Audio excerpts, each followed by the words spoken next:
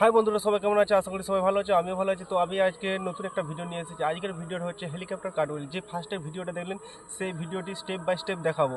তো ভিডিওটি দেখতে থাকো সম্পূর্ণ। তো ফার্স্ট স্টেপ দেখাচ্ছি।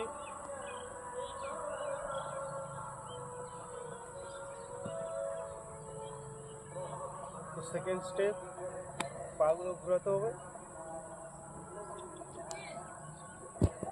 এইভাবে। তো হাতের সাহায্যে ভর দিয়ে উঠতে হবে। Three step,